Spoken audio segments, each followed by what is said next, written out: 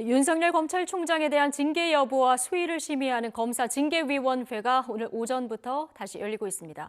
윤 총장은 이번에도 출석하지 않았는데요. 특별 변호인들이 대신 위원 2명에 대해서 기피 신청을 하고 증인신문 절차에 참여합니다. 취재기자 연결하겠습니다. 박석영 기자. 네, 법무부입니다. 네, 윤석열 총장은 이번 징계위에도 출석하지 않았다고요? 네, 윤석열 총장 2차 징계 심의는 오전 10시 반부터 법무부 과천청사에서 진행되고 있습니다. 첫날 불참했던 윤 총장은 이번에도 출석하지 않았는데요. 다만 오늘 아침 대검으로 출근하면서 정문 앞에서 자신을 지지하는 시민들에게 다가가 감사 인사를 전하기도 했습니다. 윤 총장은 응원해주는 건 감사하지만 추위가 시작되니 마음으로만 감사히 받겠다고 말했습니다.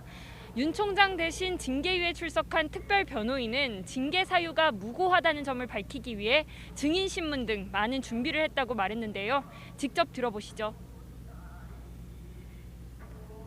증인신문 내용을 얼마나 준비하신 건지요? 준비를 많이 했고요. 윤석열 총장의 그 징계 사유가 다 무고하다는 것을 밝히기 위해서 신문상을 많이 준비를 했습니다. 최대한 무거움을 밝히기 위해서 최선을 다할 예정입니다. 네, 오늘은 첫날 채택된 증인 8명을 신문할 예정인데 이 가운데 7명은 윤 총장 측에서 신청을 했습니다. 심재철 법무부 검찰국장은 징계위가 직권으로 불렀습니다. 신문이 차질 없이 진행된다면 징계 혐의자인 윤 총장 측 최종 의견 진술이 이어질 예정입니다. 윤 총장 측 소명을 들은 뒤에는 심의위원들이 6가지 혐의별로 징계가 필요한지 결정한 뒤 징계 수위를 의결합니다. 네, 신속하게 마무리하겠다는 게 징계위원회의 기본 입장입니다만 증인 신문 절차가 어떻게 진행될지가 관건인데 채택된 증인들의 출석 여부는 확인이 됐습니까? 네, 지난 10일 1차 징계위 종료 직후 정한중 위원장 직무대리는 신속한 절차 마무리를 약속했습니다. 하지만 오늘 진행될 증인신문 절차가 큰 변수입니다. 증인 8명은 공교롭게도 추 장관과 윤 총장에게 각각 유리하게 4대 4로 나뉘어 있는데요. 추 장관 측 인물로 꼽히는 한동수 대검 감찰부장은 애초 불출석이 예상됐지만 출석하는 모습이 취재진에게 포착됐습니다. 마찬가지로 추 장관 측 인물로 지목된 이성윤 서울중앙지검장과 정진웅 차장검사는 출석하지 않은 것으로 확인됐습니다. 윤 총장 측에게 유리한 진술을 할 것으로 보이는 손준성 대검 수사정보 담당관과 박영진 울산지검 부장검사, 이정화 대전지검 검사는 출석한 것으로 확인됐습니다. 심재철 법무부 검찰국장과 류혁 법무부 감찰관도 출석할 것으로 보여 채택된 증인 8명 가운데 6명에 대한 신문이 진행될 것으로 예상됩니다.